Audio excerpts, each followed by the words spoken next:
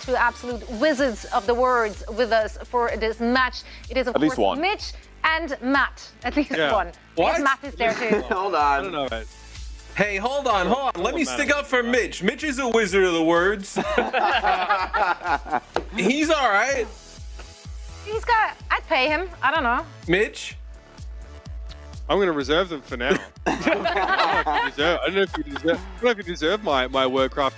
We were going to ask this. What's the over-under, Matt, on Over-under on Violet Teabags this game? I would say, 3.5, right? Yeah. I think, you take the over there comfortably as well with the way Houston's playing.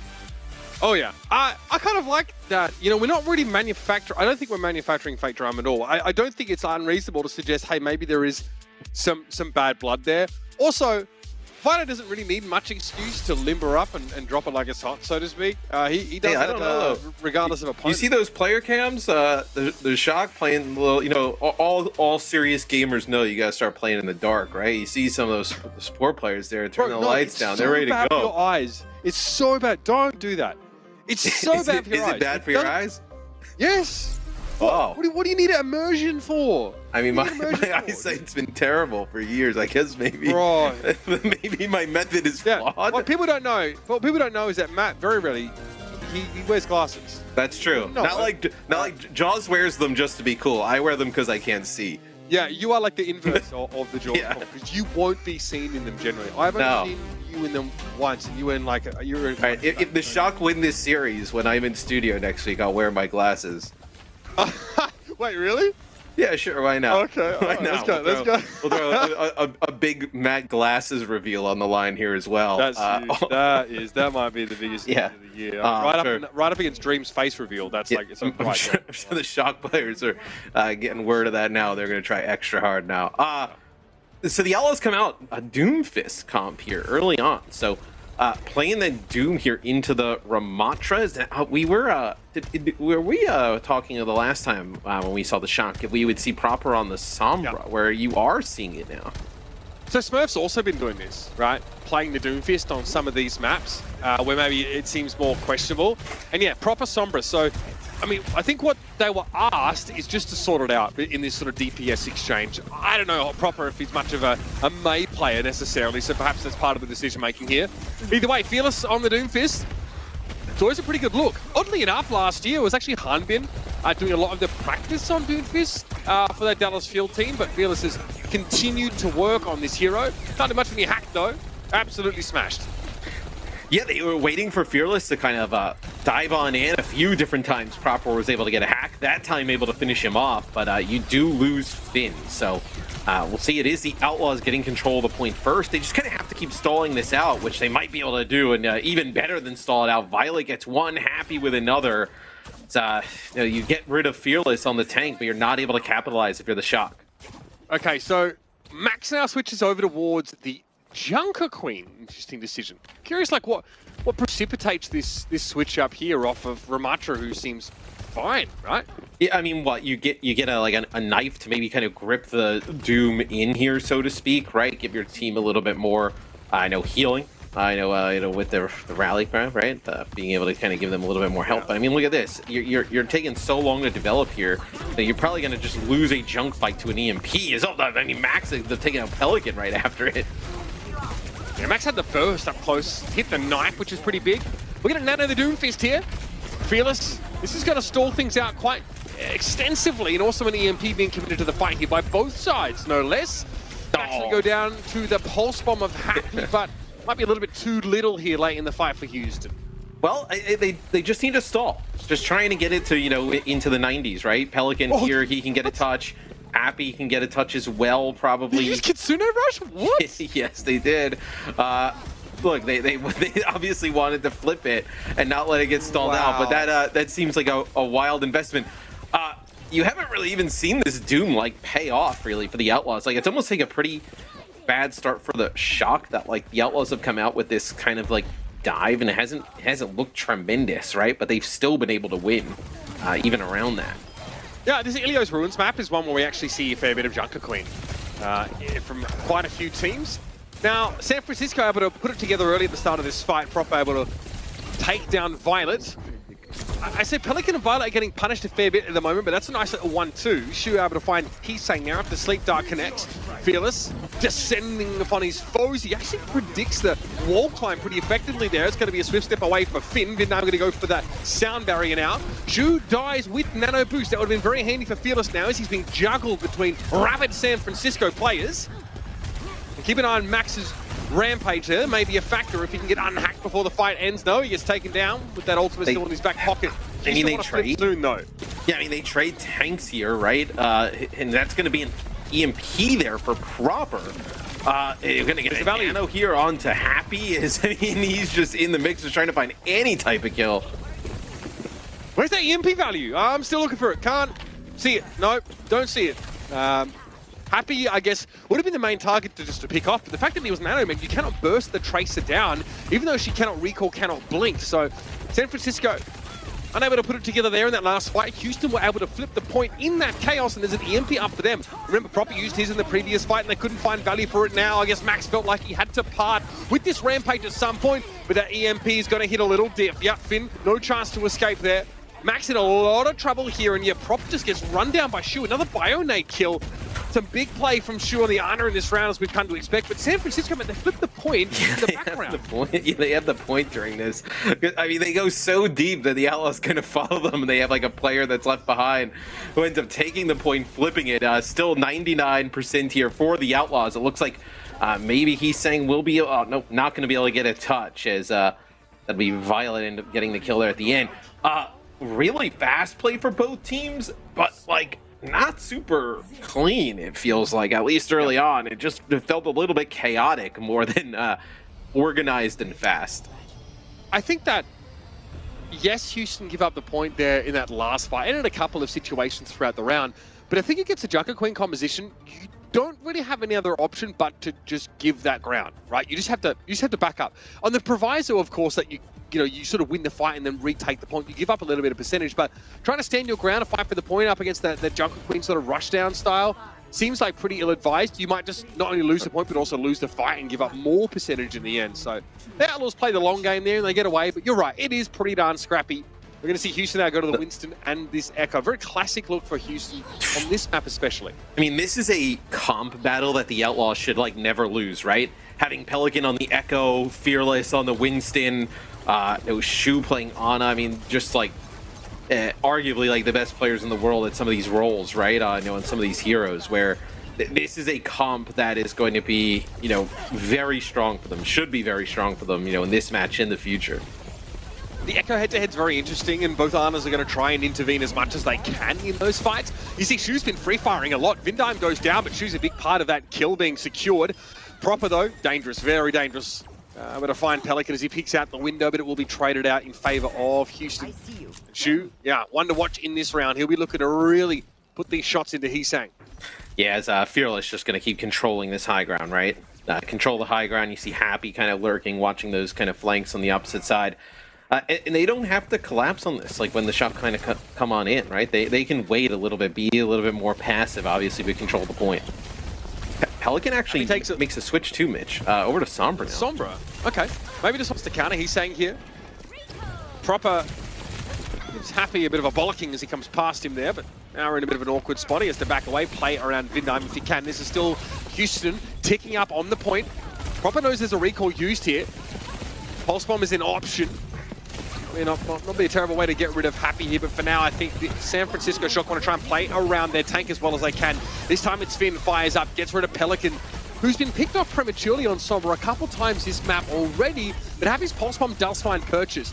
Max, what do we do here? Gets Nano for a time. Very hard to shift from the point of Fearless, can't get to his Primal. Yeah, he was desperately trying to find a target to put any damage down onto to get towards that Primal, but was not able to find it with the effects of the Nano. So the Shock do a nice job. I think what they try and do now with switching Pelican over to the Sombra, I mean, you see the constant hacks on Max. I think they're just trying to put pressure on the tanks. Maybe they kind of feel that is the path, to getting a victory here. Put a ton of pressure on Max with constant hacks, and you can feel like you can take advantage of him on the D.Va. The sleep was good from Finn, but he'll be sleeping with the fishes. Fearless sends him Kareem. Back to the point with the Primal Rage. This could be a problem if there's no rocket boosters out for Max, and he doesn't have them. Oh, goodness. What a high-value elimination there from Fearless, finding two. absolutely decimating the San Francisco Shock. Just as they were starting to make some progress in this round, they'll be reset. And I think we see there as well just what the Sombra can offer you against the D.Va. I think you fancy yourself if you're D.Va in like their head-to-head between these two tanks. But with Pelican constantly intervening, Heesang also says, you know, I'm not getting value on this Echo. I mean, here's the brutal side for the Shock is they'll actually, you know, make these changes trying to make towards the point. I was going to say they have an EMP set up, and I was going to say you could have waited a little bit, right? EMP as Max and the crew is coming in, you could set that up with a biotic grenade after, right? Really just kind of wipe the floor with them. But the EMP before they can even get set up, taking out Finn and Vindium, where now they're going to be rushed trying to get another touch. Yeah, Happy as well can just, you know, give a door prize to whoever tries to move to the point first here. This pulse bomb could be around Ender. That doesn't need it for Proper. That is just a solid 1 versus 1 there. Proper obviously has a lot more to deal with than Happy does on the point, but regardless, hack on Happy. He is able to recall though. It's Violet the only casualty so far for the Houston Outlaws, and they are making this one look pretty clean in the end. Translocate off the point. Max desuited over the edge, and that will be that. Dust your hands of Ilios as the Houston Outlaws start strong.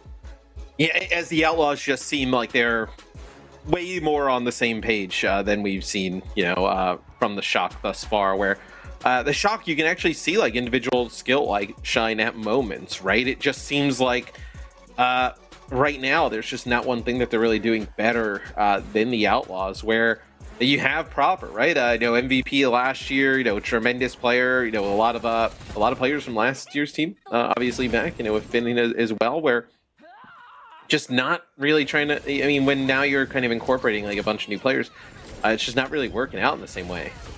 No. Look, I think their backline is weaker than it's been in the past. Their tank position is also weaker than it's been in the past. I think that's, you know, pound for pound, at least by comparison in relative to the rest of the league, right? As the league often gets better sort of year over year. The strongest part of this team, the one that gives them the most opportunity to find victory, is Proper, but it's not enough. It's definitely not going to be enough against the Houston Outlaws, who have a legitimate super team on their hands. And coming up, it's going to be Kings Row here. Houston Outlaws showed us that one of these things is not like the other, and they look to continue stacking this lead after the break.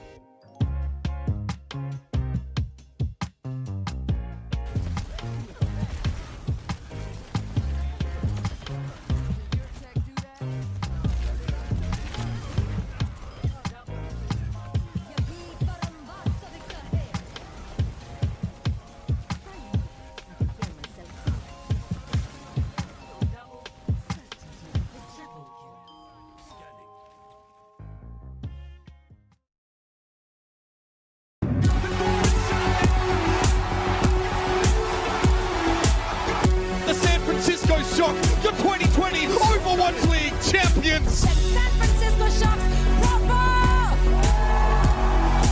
Proper is a generational talent. He's going to be in this league for a long time. Look at this guy. He's running down Bernard. Then he just charges the Sigma. Completely uncontested, tearing through. Coming on.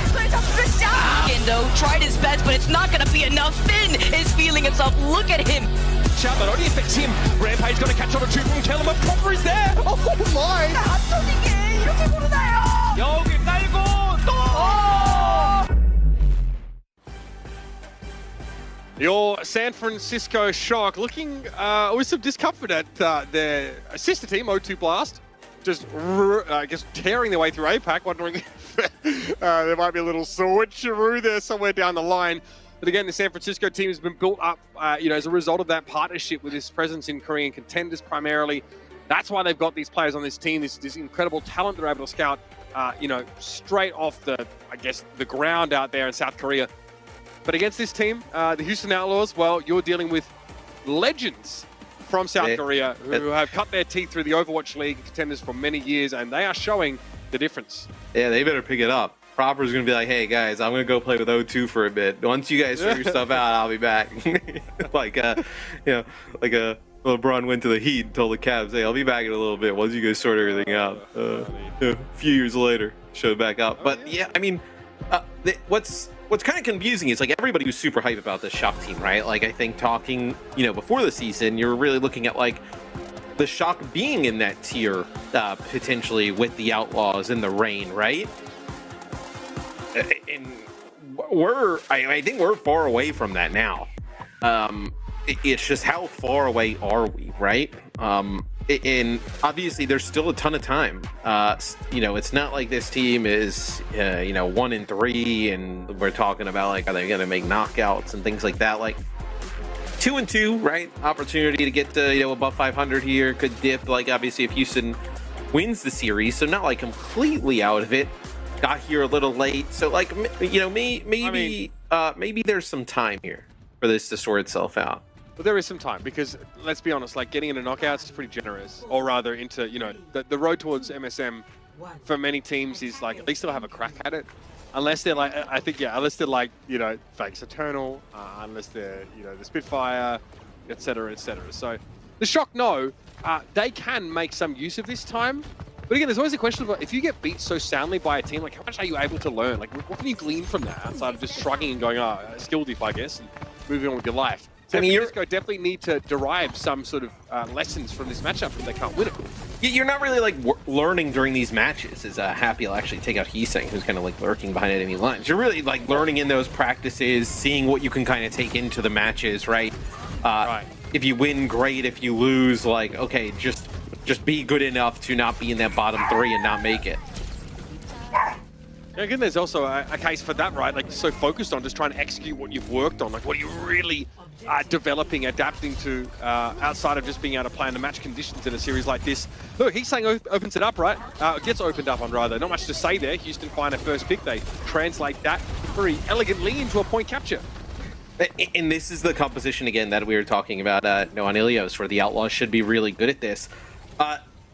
And it just got me thinking, what play style could we say that the Shock would excel in at the moment? Like, I think that's like the hardest thing. It's like, okay, if you have one play style you can like kind of fall back on and be really good at, we've seen teams be able to win some games that maybe they're not, favored in the past and being able to do it like that. But there's not really something right now that, at least from what we've seen, that you look at from the Shock and you're like, okay, they can clearly be one of the top 3 teams in this style of play, right? Well, okay. I would like to see them really refine their Ramatra-based compositions, personally. Okay. Like take a leaf out of the Los Angeles Valiant's book. You can really nail that down. Like you can start to like come out of the gates much stronger on control. I don't know. I don't think proper as Sombra is the play. The whole point that we saw shuffling it at DPS in the past is so that proper could play whatever he had to. And Merit used to do this alongside proper on O2 Blast, by the way. He would just play whatever he had to so proper could be on the most impactful hero. That should always be the script here for San Francisco. Well, maybe you're grooming Heesang to be like their own superstar DPS in time. That's not the role that they should be really looking to fill here. Fearless just collapses on Finn. That's the Nano Winston dive, right? Not much you can do about that. Happy has been struggling, though. I've got to say they've done well at staving this Tracer off. Yeah, it's I think actually maybe just kind of having proper on that tracer and then kind of working around that might be the route here. But Vindayam actually pops the rally, so pretty healthy here. Even after losing Finn, but now you're going to have Violet popping the rally late, and Pelican's going to actually use a duplicate. Oh, and that's maybe why you want him on Tracer. Yeah, let him cook, bro. Give him the utensils. Set him up over the grill. Yeah, Put a freaking apron on him. I get what you're saying with the Ramatra, like, rush-style comps, but then you put him on Mei, where it doesn't really feel like... No. Put Heesang on Mei. Put Heesang on Mei. Oh, okay. Heesang can do that. Yeah. Well, what we saw from the other day was Proper playing a lot of Mei. No. That's whack, bro. I ain't about that life. Happy gets hacked there, so it's an easy one for Proper. Yeah. But yeah, look, I think, the way you approach this problem is much more simple, but it doesn't say anything about how you build the rest of your comp. Because I think the problem with this team is, like, their weaknesses get exposed when their backline goes up against, like, Violet, for example. Or Junbin's trying to do with Fearless. They're doing a good job now, though. I will say, the Shock doing a good job here on defense. You're going to have a nano boost here to potentially use onto... you can nano the Brig, you can nano the Tracer, the Diva. As Pelican now going to go over to Genji here. So they want to get really aggressive. No longer focus on this Echo in the sky. They're going to just dive and collapse. So I think Heesang's done a great job of being really disruptive. He's setting up a lot of kill opportunities, many of those going to Proper. Shu built up his nano incredibly fast. And look at this, they preemptively nano Vindime. Just to make sure, hey, we think we're probably going to lose the Brig first here if we don't pop this ultimate. This is really fantastic from San Francisco, right? Yeah. Making use of Junbin on this Diva, which again was, a hero we knew that he'd be pretty adept at. And Houston are playing like a really all-in comp that gets ruined when Finn just nanos his vulnerable backliner in Vindime. And when Fearless jumps in, he has the effects of that nano. He puts down the bubbles, kind of separates Finn, but they nano the Brig and just push on forward, and there's no reason to. That's a nice spot there from Finn. Gets that high ground, biotic grenade from behind. Is now the Shock actually look like they're playing quite well. Yeah, I'm liking this a lot. Junbin with the remake kill on a Tracer of all things. You don't see that every day, that's for sure. Fearless now going to be using his Primal Rage. Makes you wonder about, if there's any switches on the horizon. And Happy, again, the Houston are playing somewhat disrespectfully in that they're not trying to use a Sombra to disrupt Junbin like they did so effectively in the first map. So they're making those switches now. They'll still have a Dragon Blade for Pelican. Indoor rally is kind of tough. Yeah. We'll see how they make use of it. Because point A was so fast, they still had a decent amount of time. I mean, a minute plus on the clock. You think Heesang could get good value out of this EMP as Proper lurks from the high ground? I mean, that is too easy. Perfect. Look, can't ask for much more than that. Proper hasn't died yet this round. 6 final blows for 0 deaths. That's been really important. Also, he's saying a lot of eliminations and actually, really setting up a lot of this play. Fearless has died 5 times. Shu's died 4 times, and so has Violet. So the focus really has been on, Fearless and the backline is here by San Francisco. This is excellent. This is great defensive use of the Diva setup on this part of the map. They're getting a lot of value out of just nanoing the Brig. And Finn has that available again. So how does Pelican get value, Matt, trying to dive? I mean, it's going to be tough, especially when Finn has been landing these really nice biotic grenades. It'll be a rally from both sides. So see Pelican getting really low there. Gets hit with a big bash too. This is going to be nasty. Either way, Vindime with 2. This time it's an offensive nano on the Brig player. Pelican still had no opportunity to use a blade. We have 17 seconds left in the round. Is this the Shock we've been waiting for? Shock. Yeah, I mean, this exact, obviously they gave up checkpoint A, but since then though, they've gotten these ultimates rolling and this looks fantastic. So we'll see if Pelican and Co can make it back towards the car. It looks like it'll have to be Fearless one who get a touch. Junbin though, going to be holding the front line. Hacked though, gets a heal pack. Huge. I mean, again, Shu going down again. This time it's Finn that finds him. His blade better. Never mind. Yeah, I put that one away and maybe just stick it on the mantelpiece for the time being. Squire, that's no good. Vindime is the one that finds that kill eventually. It's Pelican taking down awful fast, and this Primal Rage from Fearless just looks like a baby tantrum. Trust me, I've seen plenty of them lately. That will be the Houston Outlaws brought to a stop here in the second phase of the map. Look, far from being an atrocious round from Houston, a fantastic round from San Francisco. You've got to give credit where it's due. Well, they were able to... Tracer, and he's saying is that guy on Sombra by the looks. They were also able to keep their supports alive. I mean, right there, you saw Finn being able to do a nice job, rotate to the high ground, some big biotic grenades. where this time it was actually the Shock who were keeping their supports alive, and Houston, time and time again, we'd see like them, lose shoot, trying to walk on in through the choke. So pretty nice stuff there from the Shock on D. Can they do it on offense, though? Yeah, again, playing the D.Va, trying to play that aggressively in the backlines, maybe not always as easy. I'd be surprised if San Francisco went that way. I think we, as sort of fans, pundits, viewers, people who perceive San Francisco are trying to figure out like what the dichotomy is supposed to be between their tank players, right? A lot of people are hoping to see more Junbin, especially if it means that there's like D.Va play, maybe more dive-oriented focus. This is just baller. Just get absolutely pooped on. My goodness. Feel bad dropping the bag. I mean, Finn dropped it all. Yeah, I mean, look, probably not the recommended flank there. But it's like Joshua Wilkinson special. Yeah, it works. So I guess I can't credit it. That is sideshow gaming positioning at its finest, right there. Love that. Outlaws. He has a moustache now, by the way, Matt. Yeah, I mean, it Both looks of them weird. do, actually. Yeah, it's. Fair enough. Okay. I was trying to be nice, but that's cool. Yeah. Okay, big Bionade here. Just as San Francisco go up the TP, they really feed themselves into that one. Proper finds kill on Violet. The Zen. Okay, we've seen a few teams play Zen on defense on this map. Actually, it's just Houston. Actually, it's always the same. They get dove and they switch off of it, but this time it's not a dive composition necessarily for San Francisco. I was like, we just talked about how awesome we love that comp from the Shock, and then they come out and play Reinhardt Sim May, and I was like, please don't go out like this in my head. Please don't. As now they make the swap, so they're going to go back to what was working here on defense, where, yeah, we have seen the Outlaws play, the Zen here, where we don't see many teams do it, but when you have a player like Violet who's so good on the Zen, why not? Damn, he's saying blown up there. Shu connecting some nice shots. I think that was actually on proper, so just putting a bit of heel pressure on the backline of San Francisco. He's saying didn't have the assistance that they needed then. Violet, yeah, pretty slowly ticking up this ultimate. I mean, yeah, probably a little bit hard to get Zen into the fight against the D.Va in like a really impactful manner. But he's playing pretty safe. He'll be flanked by Heesang in a few moments, I think.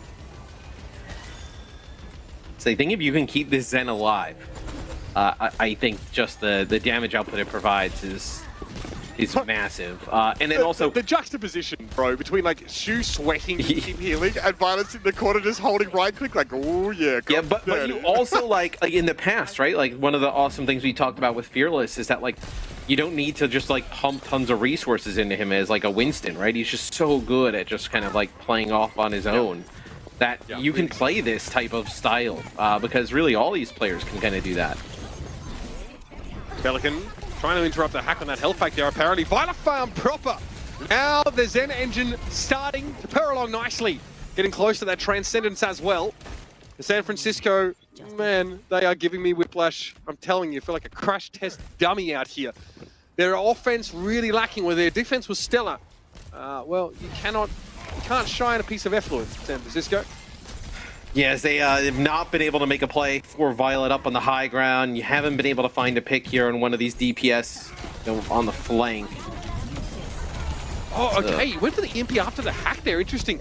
They probably had Vindime dead to rights there. Maybe they're not tracking the nano from Finn, or they just want to throw everything in the kitchen sink at the brig. Either way, they get the kill.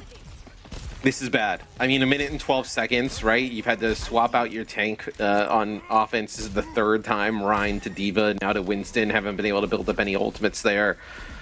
You haven't even needed the nano here. If you're the Outlaws, you're going to have a pulse bomb. And look how fast Happy is, like, farming up towards another EMP. This will be a rally here. Yeah, it's a rally, like, just used to get in. But yeah, don't even save Finn. It's now trying to what? Use the staircase to access the high ground? You ain't getting up the staircase. You ain't getting up there. Fearless is primal. And you also have Transcendence to save him, right? If things even got a little... Yeah, if they got a little bit heady. Which they might use it as soon as they lose Vindime. And you don't have Finn, right? We talked about how you just lost Finn in the last fight. Look at him. He's back of the choke. Oh, they found Finn. Oh, yeah. Fearless. Dude, that is so mean. He kills Vindime, knows that Finn is coming off of spawn, just doesn't care about everybody else inside of that room, right? Could have just like Primal, like everybody else, just does a jump right towards the spawn door.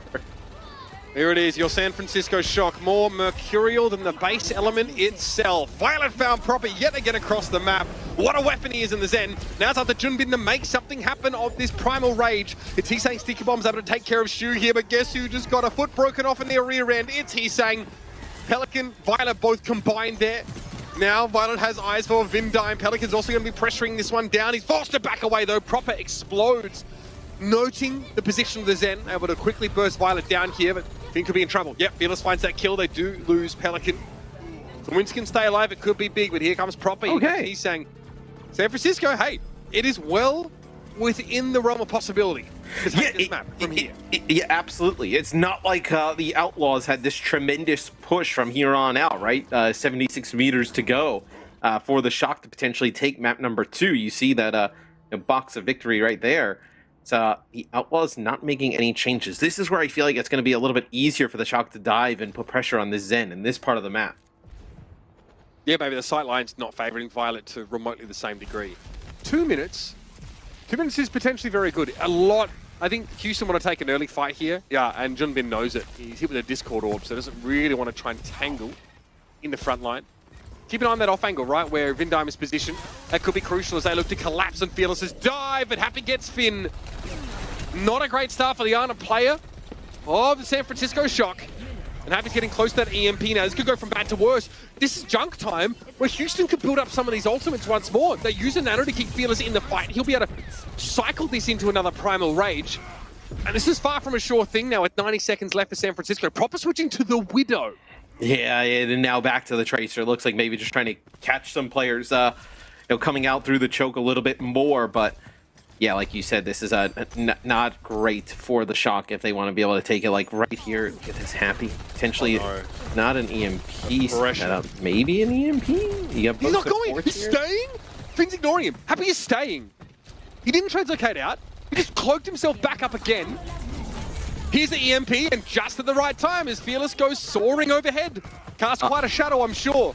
And they knew exactly where Finn was, right? They knew that the EMP wasn't exactly going to hit Finn, but they jump in, they use the EMP, Finn goes to heal, and what is there? It's just a Fearless bubble right in the choke, not able to get any healing on anybody else through that choke point. So really nice collapse. Look at this. I mean, you have a Primal Rage, you have a Transcendence here to use for the Outlaws in a pretty good shape now to potentially get this hold with 30 seconds to go. Yeah, one more fight realistically for San Francisco. Proper almost got caught out there. Looks like Pelican and Happy were lingering. Happy able to hack that health pack, give himself a reset point. To the high ground, he might spot out Finn here. He actually opts not to go there, so Finn gets away with it. He's saying, all right, deploys the EMP and allows them to blow Fearless and Shu up here. Can Violet buy enough time with his Transcendence for it to make a difference, or does he just go for the respawn? Yes. Houston feel like they have the time to let this one go and come back in numbers. It'll be tight, though. Yeah, I mean, I think Fearless will obviously be able to get there with a touch with the Primal, potentially. We'll see. I mean, he might get hacked. If he gets hacked, it's over. Bubble, Fearless.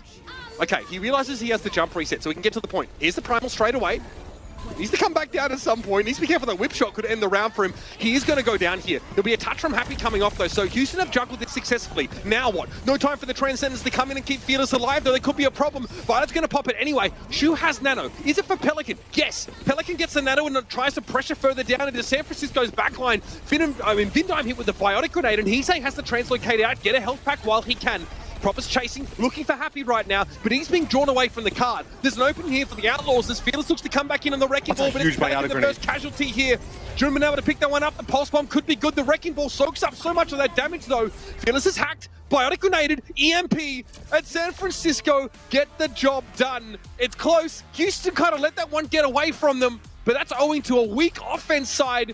The Shock, dare I say it, they're in this. Yeah, oh, absolutely. I mean, that looked like a good Shock kind of composition, right? Having Junbin playing the Diva, or even like that Winston there at the end, Proper on the Tracer. This is like one of the best looks we've seen from the Shock, really, all season, going up against top competition with the Outlaws. I mean, Houston are playing Zenyatta on defense, and they are sticking to it. Eventually, they get undone not quite able to hold out for as long as they would otherwise have liked. It's nice to see San Francisco able to capitalize on errors and also create opportunities of their own by that EMP, Matt. Getting rid of Fearless and Shu in that last fight, that was massive. Oh, absolutely. And you know, didn't really get a great use of the Transcendence or even your Nano at the end there for the Outlaws. Shu did hit a big Biotic Grenade, but the Shock played it perfectly, being able to kind of like kite that for a little bit of period of time, wear it off, get everybody healed up, and then get back in and close the deal.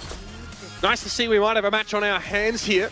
That was a lovely Biotic Grenade, of course, by Shu with San Francisco. Yeah, I mean, they come out on that questionable Reinhardt-based composition map that you sort of don't really love. Here's that EMP towards the end of the round. 15 seconds left, and Heesang gets it where they need it to be. Chibali Monastery coming up next. A chance for San Francisco to continue to show us what they've been working on, what they've been cooking up in the lab. So don't go anywhere. It's map number 3 right after this.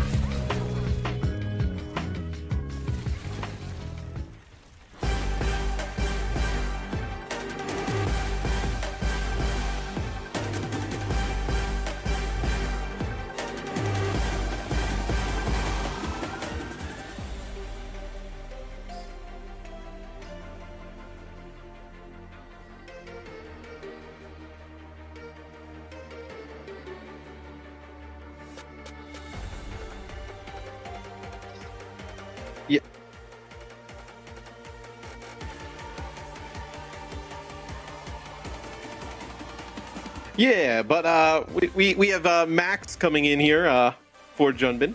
Maybe we didn't have Mitch's mic over there, but get that sorted. Where Max coming in, we really liked what you kind of saw from Junbin the last few maps that we saw him in, specifically on that Diva. So maybe Max coming in here to play a little bit more of that Ramatra type setup for our next map on Escort. So no changes for the Outlaws. Don't expect that a lot today, as fully expect Fearless to kind of play most of the day. Yeah, just as we were kind of like discussing what the answer for San Francisco was supposed to be, theory crafting a little bit, they come up with something, right? Something that appears to work, and I don't know just how much value they can really get from it on a map like Shibali Monastery. Maybe we've seen teams try Rhyme, we've seen teams try Ramatra a fair bit. I'm thinking back, of course, to the London Spitfire on this map. We see a lot of teams that sort of prefer Ramatra. I expect we're getting to the point where we can tell a little bit what San Francisco are thinking based on their substitutions at tank role. So it's worth keeping an eye out for. It's 1-1 in this series, so we got a pleasant surprise, because it's good to see some life from San Francisco in that previous map. Houston, though, they're going to want that one back. They're not going to be pleased at all with that result.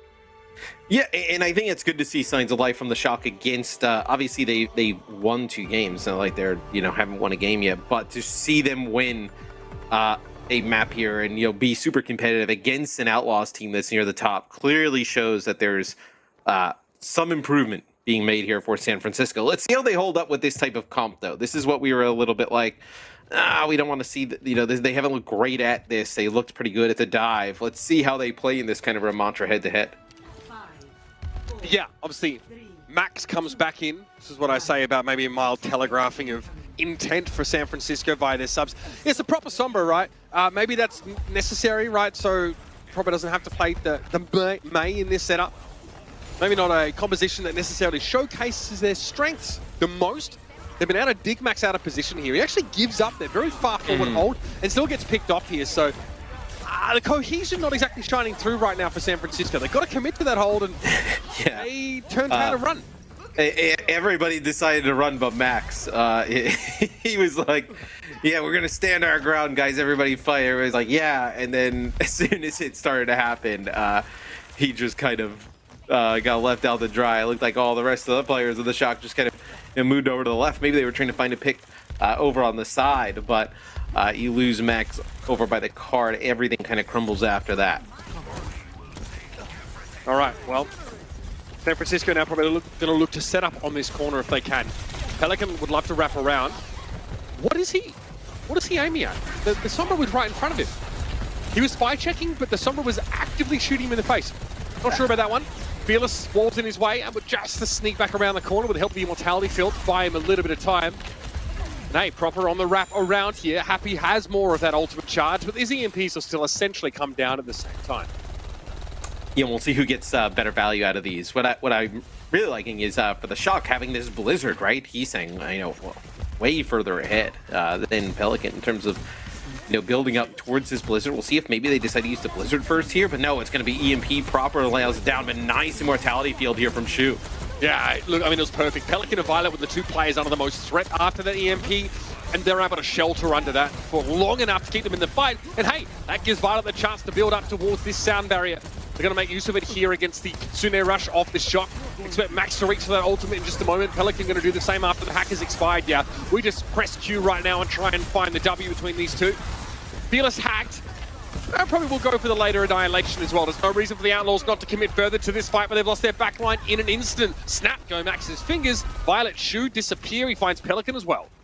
Yeah, and it was actually a Blizzard thrown in from Pelican, but they didn't want to push in because Max had that Annihilation, and once the Blizzard wears off, they drop a sound barrier on top of the Annihilation. Then it's go time, and the Shock are able to just kind of run through the Houston Outlaws as Violet. Really the play is they're trying to use that sound barrier, the Blizzard get aggressive, pick up some kills behind that, and then win it there. Once that doesn't work out, it is all Shock. This is awkward now. Both teams just using ultimates as they came up. The timing for Vindime having the later sound barrier during Fearless's Annihilation was probably the key factor that kept them in that one. So Houston now going back to square one in terms of this ult charge. Been trying to stay safe from a long distance here. Neither team having any ultimate leverage in this fight, so it's going to be a matter of making use of these May walls to set up some isolations. maybe focus fire pressure down onto a Ramatra if needed. Here comes a Blizzard though. It looks like Heesang found his ultimate first, and not too shabby at all. Fearless needs an immortality fill, but it gets picked up pretty quick. And that's going to be another rough one for Houston. And really, outside of map number 1, the Shock have looked really strong as a Shu off to the side using Amp Matrix. Shu and Violet, hold on a sec. Shu with 2, Violet with another as the support's going crazy. Oh, man. This is what the world-class backline brings to you, right? Well, Shu goes with that Amp Matrix in the corner. They're getting harassed by Sombra at this time, but look at him go, Matt. You're just like, oh, this is definitely unwinnable, right? You know, you lose your tank. No. Amp Matrix to the side instantly kills the Mei. In the Ramatra, you have the help there from Violet. I mean, that is a sick play there.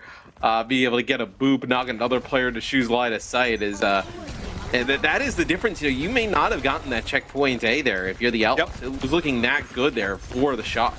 Yeah, genuinely. Houston were in deep trouble. They weren't finding a lot of success from their front line. But the backline diff shines through. Again, Shu and Violet combined for more than half of those kills. And Houston are well and truly on the road.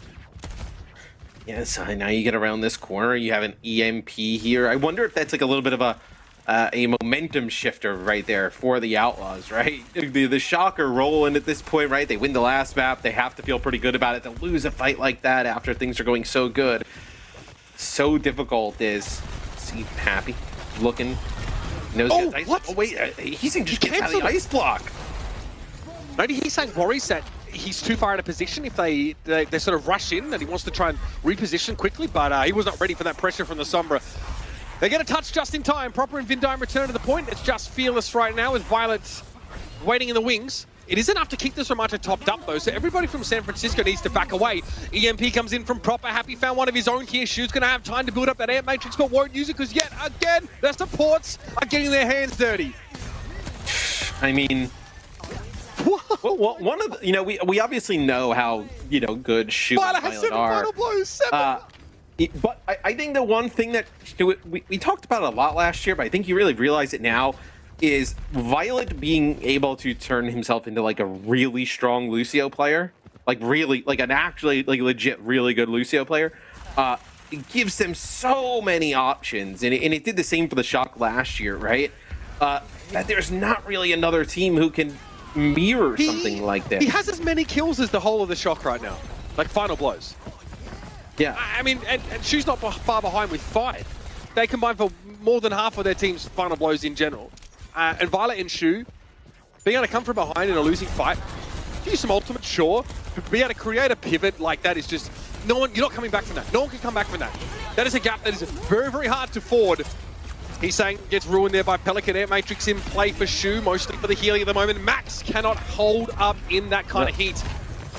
That's the entire game turns on that one play from Shu and Violet. The entire game turns where it's not even looking like the Outlaws are going to take that first checkpoint, and Shu and Violet just go bonkers there after they lose Fearless and just dunk the Shock for the rest of the map. I mean, that is such a huge turn of events there. Violet still has 7 final blows to the entirety of San Francisco's 7. They really get blown out of the water in those couple last phases of the map. And this is not normally how this map plays out. Normally, your progress slows down significantly as you get into that sort of second, third part of the map. It's really hard to advance on Shambali Monastery. That sort of high ground advantage that defenders naturally have for much of the map is a real thing. And it's very easy to leverage in your favor. Having 90 seconds left on the clock after a full complete, that is very, very fast for this level of play.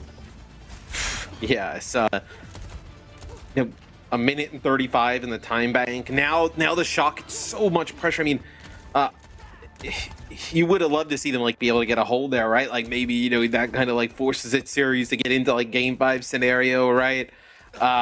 It's still obviously potential of that, but they had a really good chance to get a hold there, and just some tremendous support play. We talk about the DPS and the tanks a lot, right? And anything supports as well, but sometimes supports, in terms of like their impact and like kill potential, kind of get written off a little bit, but no way to write that off there with Shu and Violet just going ham. I mean, the evidence is staring you right in the eyes. That's filthy stuff from Houston. They don't go for a full commit, like forward spawn camp-esque hold. This is a little bit more, I guess, moderated approach from Houston. Max coming out of that Nemesis form here, and both those Ramacha shields being thrown off. So real off angle being held by Pelican right now, who actually doesn't have the mobility to correct this if he gets caught. So it's a little risky. He's saying does force the ice block there. Great immortality field for Shu, but it's going to take more than that. He needs a regenerative burst, ideally, to get Fearless back in the fight quickly. It looks like that's what happened. Fearless pumped straight back up, back into the fray, but yeah, Pelican on that off angle eventually gets removed. Yeah, so good start here for the Shock yet again. I mean, look at Proper able to basically get an EMP off of this first fight. So I mean, EMP Kitsune Rush here coming up. You really, I think, where you're looking to make this time up is through this first part of the map. This is where teams kind of get stalled out for a very long time. If you can get a fast push through here, I mean, there's a world in which you can finish with more time. It's possible. However, unlikely. Okay, Maywall, great Maywall. Can Finn sneak through? He can. Okay, rather svelte, I suppose. But he get back into the fight there. Proper looking to find a way in from the back line here. He's happy. I mean, catching him with the EMP would be quite favorable, but the Ant Matrix, Proper doesn't want to get in front of that. And, well, Vindime going to go down. Shu able to pick him off here as Houston's defense starts to just convalesce a little bit more here on this corner. Again, it's all the supports. They have a written agreement with their backline to get all the kills. That is what's happened. They are literally letting them have the kills. Violet has 9 final blows. Shu has 7. That's 15 between the two. And it's 16. I can't do maths right now. I'm freaking out. This is absurd. Yeah, just... well, look, this is obviously Violet going up against the Shock. This is what you kind of miss without having him on that lineup, right? Just the extra damage, the kill potential he brings, the flexibility, right, of just being able to play so many different supports, now even main supports, right? Who else could do this? Chio and Fielder, maybe? As well. Like, who can replicate this? I don't even know if Chio and Fielder, you can say, could replicate this, in terms of like the amount of... I think Chio and Fielder are like really great, at being in the right spot, right time. A phenomenal ultimate usage with like Chio and Fielder, but like the flexibility and just like damage output, like I don't think there's a backline that can really do that. Happy trying for the rope-a-dope there on Proper, who again has been a standout for his team. Definitely getting the job done here. Max has died 8 times. He's saying 7, so a lot of focus on the wards. Yeah, he's saying primarily on this May right now. So San Francisco having problems. Could be the Sombra and the Hacks denying potential ice block plays.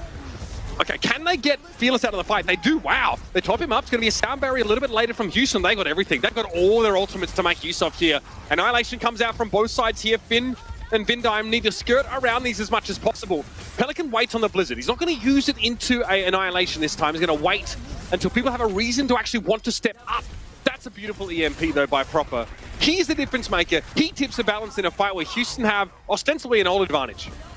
Yeah, that EMP comes like right at the end, right? Where they still have some of that Annihilation rolling and allows Max to just push up, get a kill with that. I wonder, did they try? You see, you have Happy here. I think you're gonna have still too many players can't spawn. I don't think like, you can.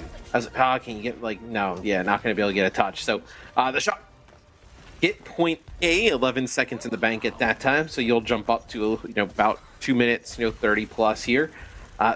I like the Outlaw strat though. I think you come down here and take a really a fast fight early. I think you'd even use your Blizzard if you want. All right, yeah. Kitsune Rush comes out here. Pelican gonna use that Blizzard for sure.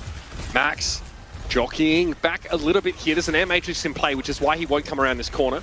That Maywall doesn't buy a lot of time there for Hisang. The Air Matrix is down, so now what? Is Happy's EMP is the question. Both these teams really just taking turns pressing Q in many of these fights. Yeah, Happy's going in now. You see, sets up the retreat path. Here's the EMP, just as Hisang gets his face punched in. And Fearless has got a little bit more frustration to work out, apparently.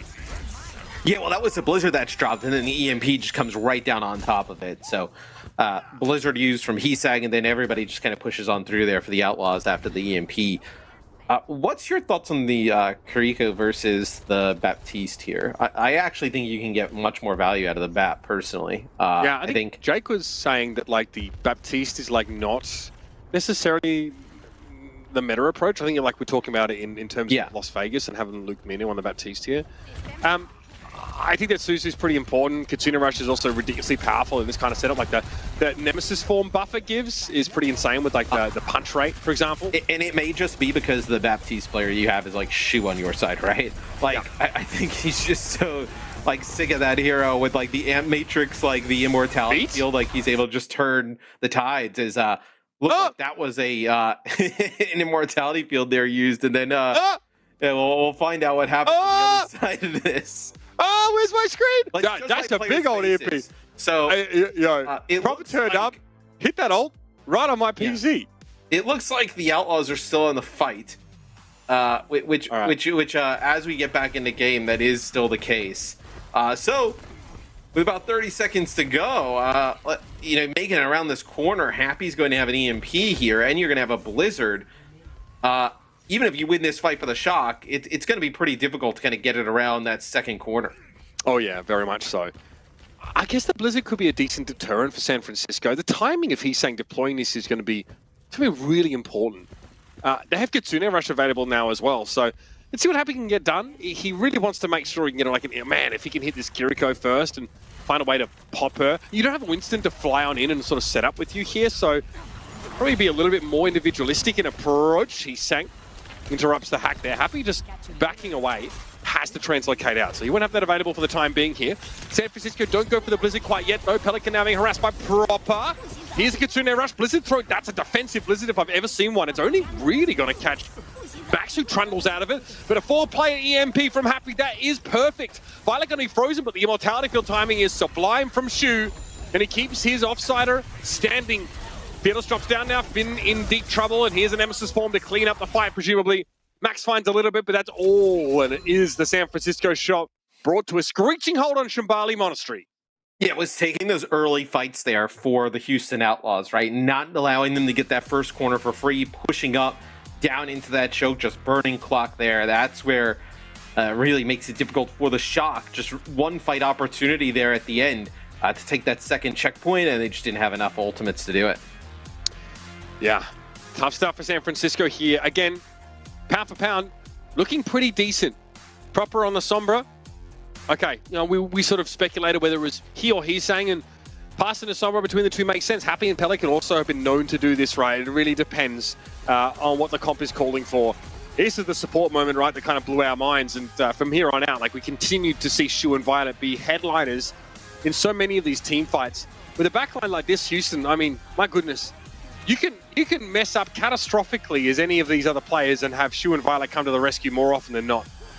Yeah, it's just when you have those types of support players who can just make these game-changing plays, you're never out of the fight. It's almost like the stuff that the old Shock used to do, right? Where you'd be a player or two down and you'd have Violet pop, an Amp Matrix, right? And you're able to, make some plays. Now they're on the other side of that now with Violet playing on the Outlaws, and you see what it does. Really, it turns the tides there on Shambali. Colosseo, a classic map for the Houston Outlaws. So many magical moments for them on that stage. So stick around, see how it all goes down as Houston look to end the series before the Shock gets, I don't know, too confident perhaps.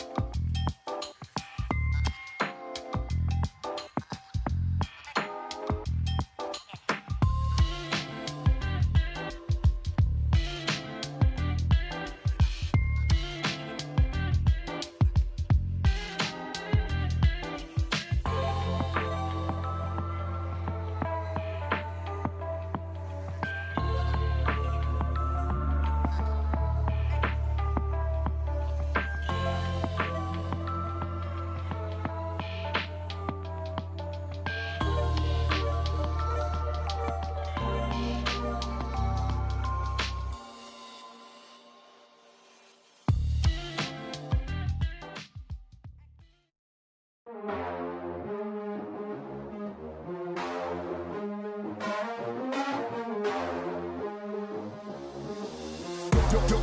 crank that volume, turn it way up. Get your weapon, get your blade out. Damage, then you gon' pay up. Yo, crank that volume, turn it way up. Get your weapon, get your blade out. Damage, then you gon' pay up. Yo, crank that volume, turn it way up. Get your weapon, get your blade out. Damage, then you gon' pay up. Yo, crank that volume, turn it way up. Turn it way up. Turn it way up. Crank that volume, turn it way up. Way up. That's right, everybody. It's Houston versus San Francisco, another edition of the Krusty versus Junkbuck Chronicles. And the Outlaws looking like a better team this year, no doubt about it. This series, though, definitely an interesting one so far, at least. At least for San Francisco, showing some signs of life. That last map, though, not quite enough life. This is still good signs, though, for the Shock. Against a top-quality team, you know, a team that we expect and have seen thus far, like, no reason to not believe they could be, you know, should be top 2, potentially, I know, battling the reign for the best in the West. The Shock have played a really good series. And I think if you were really, like, worried about the Shock team moving forward, I think this series can ease that a little bit for you. But, man, the player they let go to the Outlaws is playing quite well in this series. Yeah, ended them up with 9 final blows. Most of those, I'll be honest, coming on that first half. My goodness, Violet turning up the heat alongside Shu. Again, Violet is a player that has played, almost every support player competitively. There have been times where he's been called upon to play Mercy. Plenty of, flex support, as we called it. Making that transition over towards Lucio, he has really worked on his craft and now has emerged as one of the very best in the world. And really hard to argue with this performance from Violet. Just a linchpin for this Houston Outlaws team, turning up the heat against his old teammates. This is a player as well. When we first saw him bring out the Lucio, we were just kind of like, all right, like he's just playing it because they need somebody to play it. But you have seen the progress he has made on this hero over the past, year, 2 years, right? I would say. Absolutely, yeah. Become just really strong on Lucio. We know the awesome things he can do on like Briggs, Zen, Baptiste, like, and it just provides this flexibility, right? Like, you don't see many other Lucio players in the. Not even in the league, in the world, to be able to just go and play a flex support with that type of skill. It's just something that the Outlaws can do that not a lot of other teams can.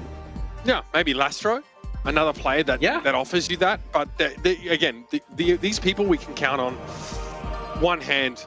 Even look at players like Chio, it's more like, Kiriko, Lucio, there's a little bit there. But yeah, some of these players can just do it all, and it really shows in a series like this. All right, Colosseo we're headed to next. This is the side of, Merit's 3K with 1 rail, Pelicans Hanzo, going absolutely crazy. It's a map where Houston have been credited with some really huge turnarounds, epic moments. So they're looking to run it back here once more. And they're looking to end the series against San Francisco. We're again starting to figure things out slowly, but a match like this is a great opportunity for them to test what they've been working on to try and regain their spot as a team to fear in the Overwatch League. Also a map where teams oftentimes will just stand there and stare at each other at the start. Getting control of that first... What a way to follow up an epic intro line. Yeah, well, Mitch, that's true. Also, nothing happens for the first 30 seconds. Sometimes they just, they just kind of stare at each other and nobody wants to be the first one to die. But these types of compositions don't really signal that, right? Well, typically, we've seen that with like a Sojourner or a Hanzo. They're just kind of shooting down the alleyway there by the bot, but both of these teams want to play quite aggressive here. All right. Yeah, look at the setup. This is pretty standard stuff. Fearless here. Okay, so the Doomfist here for Fearless. Something we've seen already on Control in this series. Something we've seen multiple times from the Outlaws in general. Oh, Happy just gets caught there. He didn't have the translocator, right? He just kind of got destroyed by Proper, but still, even trying to translocate out. We've seen that a few times, though. I think you mentioned on King's Row, where you like, oh, Happy staying? Like, a few times maybe kind of like overstays his welcome a little bit. And look, and sometimes it's justifiable. It's like Happy's in a 1 versus 1 with, a Kiriko, and it's just, they're not looking at him, so he's going to stay and get ult charge. Sometimes it's like, oh, Happy is in the front line here, and he didn't have the ability, I presume, to pull the plug constantly kept getting revealed through cloaking. Either way, it gives the San Francisco Shock quite a lot of meterage at the start of this round. I like the angle from Shu. Yeah, that connects as well. Looks like Max went for the Nemesis form, put to sleep. He will be woken up though, as this is often the case. We'll see Shu trying to get a decent angle to keep everyone topped up. I do want to see how this Fearless Doom plays out against Max. It wasn't great on Ilios, if you remember back, right? They end up winning the map, but I would say it's not really kind of like behind the play of the Doomfist early on. Now we'll see. It'll be a nano boost here onto Fearless, just looking for anything here as Max gets quite slow, but then pops the Nemesis form, but he's going to be very close to Annihilation. Okay, they deal with him first. Yeah, and I guess it's frustrating for Ramatra, who can be quite positional, to be constantly relocated throughout the fight here. Fearless is able to be very disruptive on this Doomfist, and they're pretty impactful against a somewhat static front line of Heesang and Max here. Perhaps that's just the preference for Fearless, or perhaps there's a sort of a wider plan with going behind this. Maybe you could combine more with Happy and these hacks that gives you a quasi-dive element.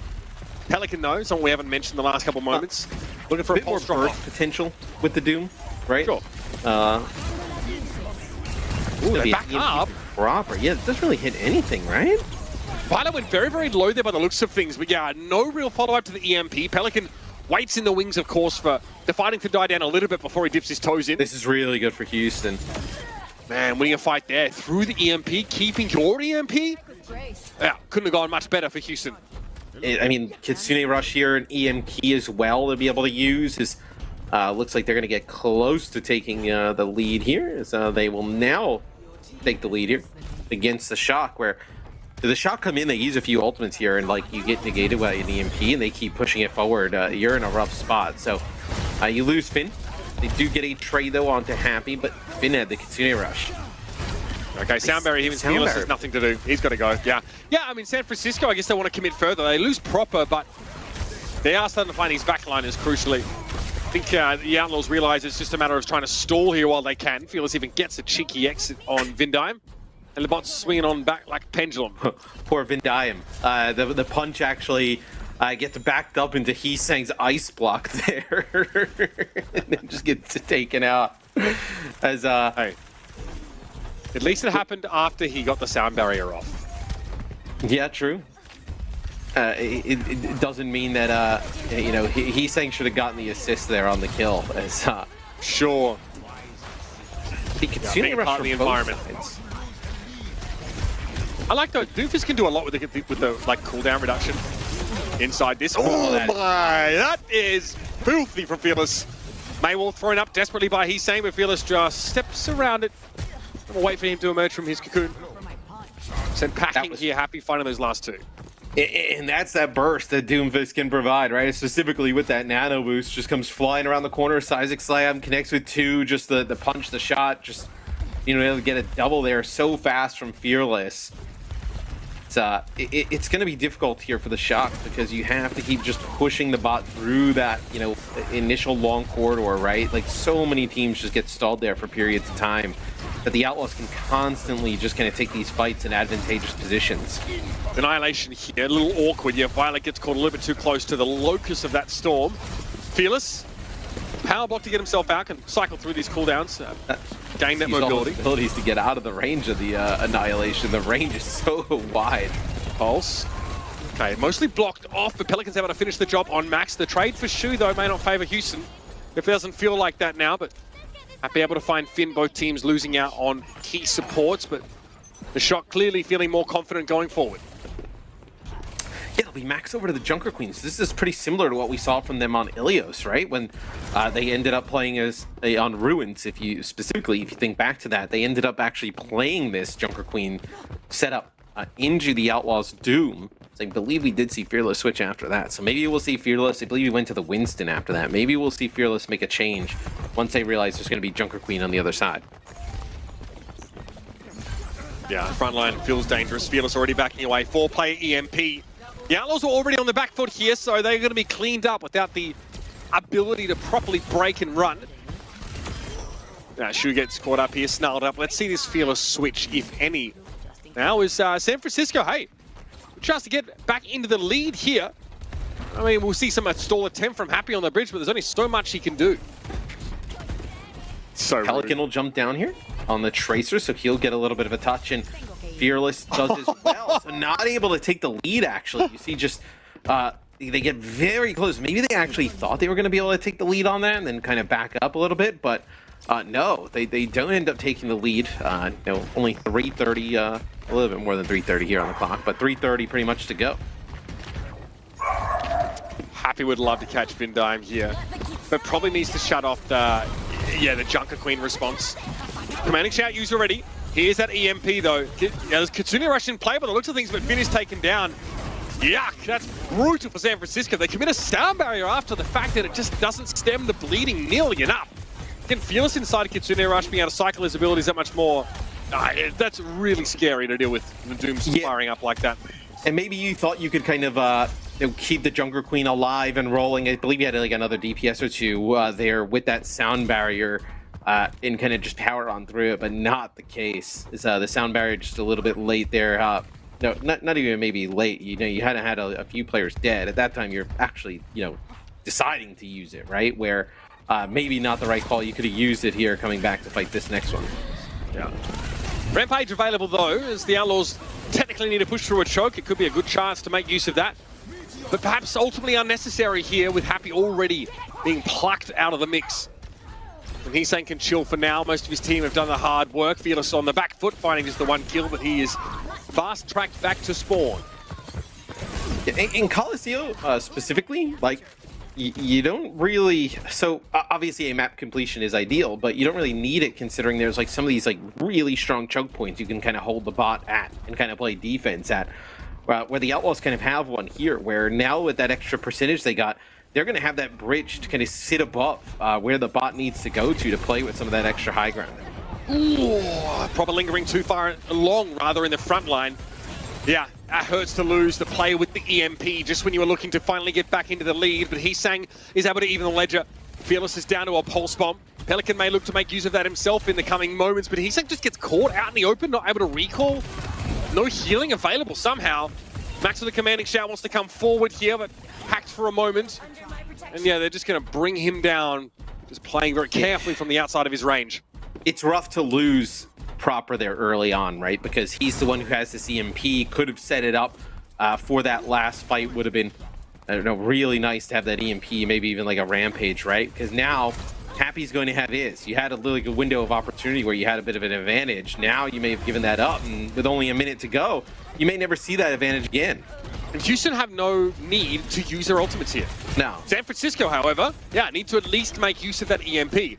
Fortuitously, Max is aware that it's a one fight basically from the outset, so it doesn't make use of that Rampage, but still, EMP advantage with 45 seconds left in the fight, with the fight occurring a long way away from San Francisco's spawn, favors the Outlaws. But there is a sound barrier here for Vindime. Let's see if they can make good use of it. But you just had a sick combo for the Outlaws, right?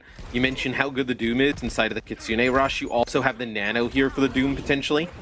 As that'll be the Nano on the Fearless. You have an EMP here that could follow this up. They're going to actually sound barrier before the EMP. So now Happy should have a prime opportunity to get a big EMP off. Yeah, a lot of patience from Happy here. Doesn't see the need to let that one go quite yet. No one's made the call for it either. Here it is, though, and when it comes in, it hits like an absolute Mack truck. Max couldn't do anything but leap and bound around, and the Outlaws still have the lead. Heartbreaking for San Francisco not be able to take the lead a couple of fights ago. And this should be the Houston Outlaws putting this feud to bed once more. San Francisco are vanquished, only managing the one map in this series. Houston make their inevitable march on. Still some mistakes from the Shock, but I would say overall they looked much better. Much more competitive than they have over the last, few times we've seen them play against top competition, or even some teams that are like a little bit more on the mid side. But the Outlaws, man, that last fight, they just cleaned that up perfectly. Knew that everybody was going to be kind of like around that choke point. They're able to hold on to that EMP for a while, and Happy lands a massive one, and all the kills just follow up so fast. The VOD review is going to be brutal of those last couple of fights, right? We start seeing Proper there with an EMP in prime position to put the Outlaws in the lead in terms of, bot progress, and he gets picked off in the front line kind of randomly. All of a sudden, Houston have enough of a window to build their EMP through that fight, and that is what ends up putting San Francisco to bed. Again, I like it, at the start of that fight, you see Fearless get hacked, right? So it's very clear, like, San Francisco, like, okay, we can get Fearless down. They can't get used as much at the use of their Kitsune Rush. They don't have an initiator. And so straight away to Nano. You just nano Fearless, make sure they can stay alive in the fight. And the rest is essentially history. You also had Kitsune Rush available for Houston. Old Economy really favoring there in that last fight. Let's talk about player of the match here, Matt, though. The backline from Houston have been electrifying, they've been exciting. Shu coming away with the honors today. In the last Nano that Shu actually landed onto Fearless was so successful that they decided to pop that sound barrier right away at the end there. So they didn't have a sound barrier for a little bit later on. But man, this play right here, this really, like, if this play never happens, in an alternate universe it may never have happened. The shot go on and they win Shambali potentially, and you're playing in a game 5 here today, right? Yeah. Just the support play from Shu in Violet as Shu playing fantastic on the Ana and the Baptiste throughout this series. Yeah, really impressive. We kind of talked about the choice of Baptiste as opposed to Lucio Kiriko. And you kind of see why, right? Shu on the Ana or Baptiste is able to have a really outsized impact compared to other people in his class. Look, really nice sleep value. It's got relatively low deaths here. But again, what Shu brought in this series isn't necessarily encapsulated via stats, right? It's in the moment like that Baptiste and Matrix, the way he's combining for Violet just to turn a fight around. These guys are fun to watch, man. You know they're in that top 2 in the league, and they're looking like they're only going to get better, Matt. Yeah, I think as the year goes on, I think you're going to see this team get even better. And, if Happy can kind of play at that consistent, like, hit scan level and just fill in, outside of the DPS slot of, like, Pelican, I mean, the sky is the limit for this team. I mean, just so much talent across the board. Yeah, no doubt about it. Much to be said about this match, I think, especially given how people wanted to assess San Francisco's development. So we're going to hear from experts in the desk about all that and more as we continue our match day here at the Overwatch League. Don't go too far, everybody. We're going to break, come back, we'll break the match down, and we'll get our last one of the day right after.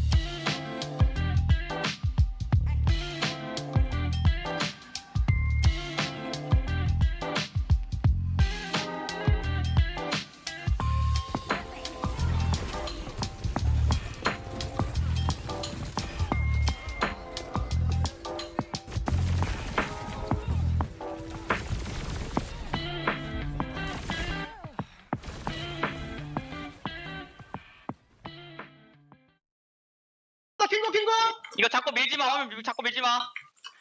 화면에 킬코 늦게 잡자. 밀지 마. 빨리 잡아. 그냥 빨리 잡아. 이거 밀지 마. 손브라 비비는 것 같은데. 솜트. 잡으러 가야 돼. 이거 잡으러 가야 돼. 못 비빈다. 오피야. 나이스. 왜 이렇게 힘드냐. 뭔가 말렸다. Some sights of Don't relief. push. Kill him. No, don't kill him. No, kill him fast.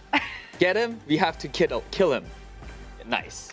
Nice. Good call. Nice. That's good. Good for the people at home, guys. If you're winning on push in overtime, don't push the cart to the enemy respawners. That gives them, it's easier for them to get back and touch the car. So Miljima. All right, today we learn. Don't push.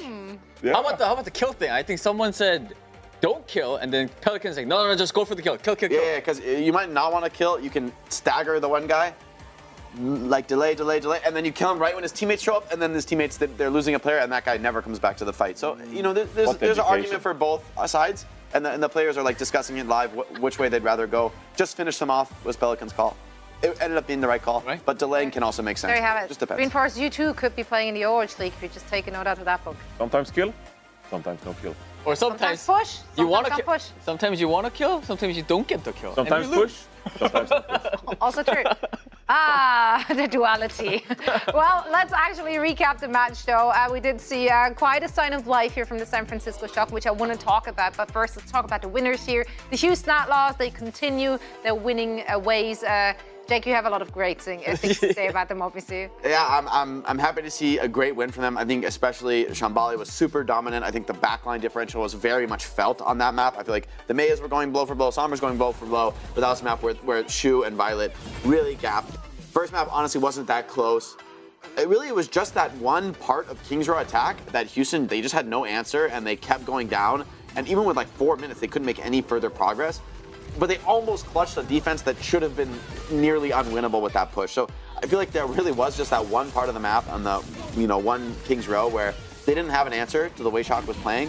But for the rest of the series, it did feel like they were in the driver's seat. They lost the lead like once or twice on Coliseum, but I mean, again, their comp looked dominant. It looked like they were playing the better comp that allows them to sort of outskill and snowball from there. So overall, great performance from Alice. I think they'll be kicking themselves for losing King's Row, but in the end, they're happy to take the win and happy to run away with this. I'm a bigger fan of Fearless now. Like, we've talked about how great his Winston is, and he is definitely one of the best monkeys. But like, we've seen him on Ram, and also like, he played a lot of Doomfist as well today. Yeah. So a lot of different looks for Fearless as a player, and also just Houston as a team in general. I think they are definitely deserved of the top 2 spot. I was actually just thinking that literal exact same thought when I was watching Fearless play the Doom here. That to some degree, like I had this perception of just like, well, Fearless, he plays Winston, he plays Reinhardt, and we practiced his Wrecking Ball in 2021 really impressively. But he really is just like a really versatile, fantastic tank player, and so comfortable in all these metas. Like, it's not something you can, kick Houston for, that they're like bad on any tank hero. I do want to quickly hit on the Doomfist pick here, though. How well does Doomfist fit in the current meta? Like, how much of an asset is that? This is Jake's expertise. I'm really happy to see Doom come out more. I think it is actually a pretty strong pick, especially when the opponents are running these Ramatra comps where Winston, some maps, there's a lot of high grounds. Winston can play these high grounds, he can jump into off angles and then save his cooldowns so that he can walk into the fight and then jump out when he's in trouble. But the advantage of Doomfist is on a flat map, Winston, if you jump in, you could just get caught in 5v1 focus. You don't really have a way out on a map like Coliseum. And Doomfist, he's got those 2 mobility cooldowns, which allows him to play much more in and out, similar to how his Tracer, how his Sombra are playing, how the Kiriko is playing. And so there's all these elusive heroes that are all on that same tempo of you go in and I'll go out. Okay, now we'll trade places, and you keep dancing that way, and it ends up being a really strong comp. So I like the Doom. I think it's a great answer to the current meta of Ramatra, and I'm happy to see Houston bringing it. Because I remember, I don't know which player it was, but I asked that question to a tank player because we saw a lot of Korean Winston players utilizing Doomfist. And I think their answer was Doomfist was a safer pick in certain maps because of his mobility. I think that was what the answer was. I do want to quickly touch on the Shock as well. Of course, heading into this, we're all a little bit worried, because their record is not that great. They've been looking shaky. at the start of the season, which according to Krusty is just normal, it's not a problem. Are we still worried, or was this a good sign for them, Reinforced? First of all, this is not the match you need to win. Okay, you're playing the Houston Outlaws, one of the 2 best teams in the entire region. I think it's quite clear that Shock are not comfortable when it comes to playing the Ramatra, Mei kind of mirror that we saw on Shambali, for example. But that King's Row, even though it was just 1 map, I think we saw some really good signs coming out of the San Francisco Shock. I didn't like their composition they came out with, and when they tried this Reinhardt Symmetra strat, then they swapped over to the D.Va against the Zenyatta Ana backline. Just hard to get value on a D.Va there. But when Junbin went over to the Winston, and you're playing proper on the Tracer, he's hanging on the Sombra, that is a composition that they can really lean on and play really good at. So yes, there were some rough maps there, playing Ramatra and trying to play Mei and stuff like that. Not what Shock should be focusing on right now, even though those maps you kind of have to, of course. But if they can get away playing Winston, Junbin on the Winston, and some Sombra Tracer, good. Something to at least feel confident in. Good. We like that. Speaking of good things, a back line, we guys touched a bit already a little bit, and we do have a Violet stat card. Did he have a good time? Violet, I think he had a great time. I think it was, which map was it, Jake? That the supports just went crazy. I think it was Shambali was pretty impressive in terms of like their raw stats. But here we see across the whole match, Violet brought out a lot more Lucio than we have seen him on in the past, and looking clean, looking solid. I think you're right to say, Reinforced, that the Ramatra comp, there was a huge difference between these teams. Yeah, absolutely. I think on this map, you kind of have to play this Ramatra, and we've seen, especially the APAC region, I mean, they're kind of experimenting a little bit on this map, but for the most part, like, you're playing into the Ramatra and the Mei and the Sombra on this map. It's just so powerful. And you talked about the adaptation we've seen with Mei coming into this composition as well, or sorry, the Sombra coming into this composition as well. I like more teams copying that from Atlanta Rain. I think it's really smart. I think having a damage source that comes from an off angle is, even though Sombra's not doing the same amount of damage that a Hanzo or a Sojourn can threaten, the fact that she's doing it from an angle where Ramatra can't turn around to block that, you have to block the rest of the team, it means overall I think you have more impact. Now the EMP, it cancels blizzards, it cancels the Baptiste window. So really, I think there's a lot more utility for the Sombra in the comp. It makes the comp just harder to play against overall. There's more variables to consider than just a hit scan that we can just play around cover and deal with. You can't do that against Sombra. Absolutely. Now, let's move on to our last match of the day. Once again, let's peek at the schedule to see exactly where we're at. Toronto Defiant will be taking on the Boston Uprising in this one. So let's break it down. Let's talk about those 2 teams. Let's take a look at their lineups first, starting with the Toronto Defiant. Of course, we're hailing them. It's a team of friendship. It's a team of cohesion, synergy.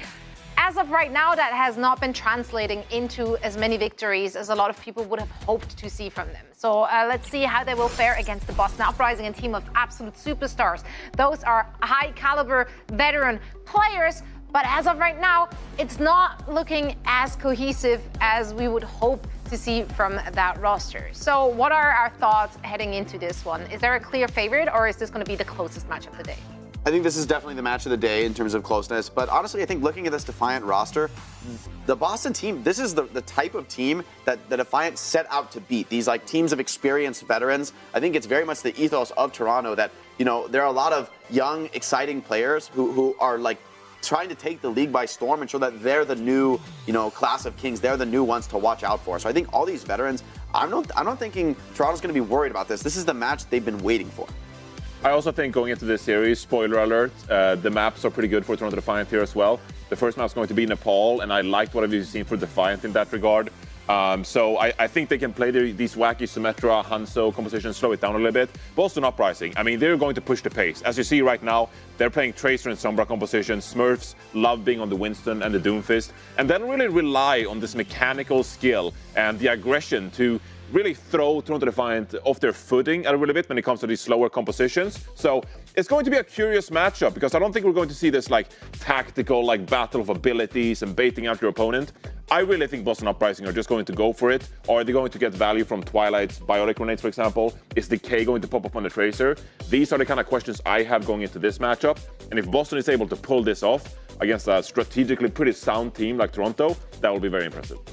Yeah, let's hear it. Let's take a look at our predictions for this one. I had to go with the Toronto Defiant just because I feel like they are a very confident team, and I have not seen the same confidence in what the Boston Uprising is playing thus far. Of course, the individual skill is there, and individually they can pop off, but it never came together where I'm like, I'm really confident in picking them. So I gave the Toronto Defiant the edge, but only just by one map. I do hope that we're going to see a really close match. I also think it's going to be close, but I think so. I wanted to go with Boston first. I think it's like Boston has better like mechanical skill-wise, but then Toronto has better like teamwork, team synergy. And for now, I think I liked what I saw from Toronto more than Boston, so I went with Toronto. Yeah, I went with Toronto as well. For me, you know, what I liked what Hydron said in the interview, that they threw out their playbook and they're rebuilding something from the ground up, you know, and I think that's exactly what Toronto needed to do. It takes confidence to do it, but I think I liked what they saw in their match. Yes, it was the Valiant, but it was a dominant showing. Defiant looked clean. It wasn't about their opponents. It was about them, how they played, and I liked what I saw. So frankly, I think they're going to win this match, and I went with 3-1. I'm actually pretty confident Defiant. Yay, the power of friendship, the Care Bears. No, get the hell out of here. I got Boston Uprising. Come on now. They're legends of the game. Individual, mechanical, raw, power, skill. This is going to be an absolute beatdown by the Boston Uprising. Yeah, I'll give Toronto Defiant a map. Maybe they'll get away playing some like Symmetra comps and like put up turrets in the wall and stuff. Like, come on. Just annoying to play against. Get out of here. It's Boston Uprising all the way. It feels more angry because you're wearing a turtleneck, and I don't know why. That is it's just more angry old man energy from that side. Old man? It's the turtleneck. I can't help it. Come on. Don't impugn my side of the table, Zoe. Sorry, I'm From the end of the table, please. Clip it. That's a meme if I've ever seen one. Let's take a look at chat's prediction. What are we thinking? I think it's Toronto bias. Oh! I mean, you got it. Let's go, Tap. Come on. Because they have star players in that. It's so hard to bet against them. It's really hard to look at it. Excuses. Come, they're 4-1. They're 4-1. Who has Toronto beaten that is impressive, okay? 3-2 versus New York Excelsior? Come on now. Hey, how are you buying into this team? How are you buying into this team? Hey. I like the young guns. The Kalush Rhine. The Kalush Rhine versus Crawley the other day. So good. Immaculate play. Fantastic. Inspiring. Honestly. I'm here for the villain arc, Johnny. Let's go. Okay. Well, you're siding with Chat today. That's great. Good Come on, Chat. Go. Chat and Johnny against the world. Let's see where our casters are going with this one. Matt and Mitch, who you got winning this one? I tell you what, I think the Boston Uprising need to win this one, or else they are in the dangerous the talent is there category. They would start to move into. They would start to veer into the talent is there. Which yeah, you never want to be the talent is there zone. I'm here for Johnny's villain arc. It's like he kind of looks like an Austin Powers movie villain. Like I'll take that. One, but I'll take that. I like it. I dig it. I think in some way I took. I'll take Toronto here. I think there's a chance that Boston ends up as our talent as their champion for the year. What do you think, Mitch? Yeah, fine. It's another pre-team. Like, are you that surprised? Like, this keeps happening. So the more things change, the more they stay the same. It's super bizarre though, because they beat the Justice, who we've seen be good, right? Now, and they beat them 3-0. Like, it wasn't like that game was close. And then they just turn around and lose to the Titans. So you don't know what to think there. If you throw that week out, right? They beat New York, London, and Vegas, right? So you really don't... jury's still kind of out. But I also would say, like, Toronto's in the same kind of boat. It's not like I'm... it's not like I'm just going to guzzle in maple syrup and become a Defiant fan. I'm still kind of like, mid on the Defiant. Okay, that is fair. And I think that even though Jake makes a fair point and he says, look, the Valiant matchup for the Defiant was more about the Defiant than the Valiant, more about how they looked as an individual team. That's great. But it's very easy to look good when no one sort of puts any pressure on you, right? Or maybe you are less pressured than in other matchups. Those forced errors are less likely to come up. I'm happy for Johnny to appeal to the veterancy, to the legacy of these Boston Uprising players. I think that is fine. But Toronto really impresses. I think that Hydron is going to be a big deal. I want to see how they make use of Sam, especially on this control map. It's probably really the only map we we get to see a ton of Sam on. Yeah. This guy's a scrim god. We know that for a fact, but how does it translate here up against a fearsome opponent like Boston? If you can if Boston, right, if you can manage these personalities, get them on the same page, really kind of get them to coalesce. This team roster-wise is bonkers, right? It's just, can they make that happen? So here at the start, be the Uprising running, dive-centric comp, going up against the Defiant, who are actually going out. So they're going to be running the Junker Queen here with Salmon playing the Genji. So Genji Sojourn in terms of the damage dealers. OG there got completely hamstrung by the two-piece that is Decay and Birdering. Hack the Lucio and then follow up with that extra damage. So keep an eye out for that duo, Decay and Birdering. Two players, by the way, in the past have been kind of forced to play pretty individualistically. Sometimes, looking to create value with solo pieces. Now coming together in many of these dives. Smurf on the Winston as well. Pretty hard to count him out. We'll see what Kalush can get done with this Junker Queen. Sam's sleeping right now. Hydron is dead. He got absolutely smashed there by Birdring, so keep an eye out for that. At least there was a trade and Smurf falls, but Boston have held the point for quite some time already. Yeah, it is flipped though. So you do get a flip here for the Defiant as they'll be able to take control of the point, even though they lose, a little bit of a trade here early on. Just got to make sure you can keep OG alive. Gets really, wants to get aggressive, push in, try and get some kills, but first fight ended really fast because the Uprising were able to get him down pretty early. All right, Ultraviolet playing from a safe spot. Suzu on OG, so they satisfy that condition you set forth, Matt, keeping OG alive at the start of the fight with that Decay Birdering combo comes in, but Hydron falls early again, this time without finding a kill on the exit. Not a great opener for Toronto, but they've been allowed to sneak back into the lead percentage-wise, and it's going to be Kitsune Rush for Ultraviolet, laying that one down and giving Sam the path to take Smurf down. Oh, and I mean, you see Sam just going right on by with the Junker Queen in tow, and that can make really good use of the Kitsune Rush, right? You get the Junker Queen in the mix, same with the Genji, and the amount of damage both those heroes can put down, pretty substantial. So we'll see now the Boston Uprising come back with another attack. You have a lot of good ultimates to use here, right? You have EMP potential, Nano to Smurf, right? Smurf, one of the best Winstons, just kind of all time. It'll actually be Sam popping the Dragon Blade here, and he's able to get Twilight right away.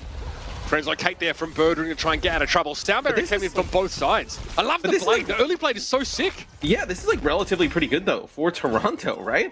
Now that is, they use the blade and the beat. Obviously, you use the beat to kind of counter theirs, but they end up using the EMP for the Uprising. So now you're just staring down this Nano Monkey combination with the Primal. But you have a Rampage. You should be able to deal with some of that. Overclock as well. Hydron should be able to just kind of burn down the Winston pretty fast. Kalush definitely thinking about how to line this one up as effectively as possible. Okay, commanding shot off the point. Looks like a disengage here for the most part, but Sam's able to at least snatch up Twilight. Sammy's Crimbuck turning up in this game, man, in a big way. Coming to the next fight, at least, Toronto will be holding onto their Junker Queen ult. They allow Boston to take the point. Yeah, I don't think it was really disengaging because what they've been doing is Kalush has been using the shout to get the speed of a little bit of the help of the others, and then kind of follow Sam in with the Lucio on some of these aggressive. He turned 180, so I wasn't sure what he was. Yeah, what he was. Yeah, he turned to go into that back corner with Sam to maybe dive, but I think it was just so far, and he knew he was going to be the only one there to have to contest the point, so then kind of doubled back. Was not going to be able to make it there, and then kind of work his way back to the point. Would have given up a little bit earlier. All right, chance for Hydron could become a factor here. Here's the overclock, getting dove on pretty much straight away. The Primal Rage for Smurf, filling up that field of view of Hydron, allowing Decay to sneak in there and take the kill credit. This is obviously must-win fight for Boston Uprising, as they all will be for the rest of this round. Toronto got to that 99 here, and they're happy again to let Boston expend some ultimates. Kalush holds onto the Rampage still. Yeah, there's not going to be a great spot to use this Rampage, you think, right? It's not like the Boston Uprising are playing a comp that's a little bit slow, going to line up. I think maybe just try and connect with a target or two, and then follow that up with the Genji. That's really kind of what you're looking for. Yeah, it's pretty awkward against a hypermobile composition like the one Boston have brought to the fight. Maybe we're better served looking at this Kitsune Rush that's coming out for Ultraviolet here. Sam also a blade could be a factor. Just the one kill on Twilight, that would be enough, I think, from a Dragon Blade. That would definitely seal the round. Nice little knife. That's what Junker Queen is so nasty against Winston. Smurf gets yoinked back to the point here. Toronto are going to look for a cap. holding this Junker Queen ult. If there's a group up for the uprising,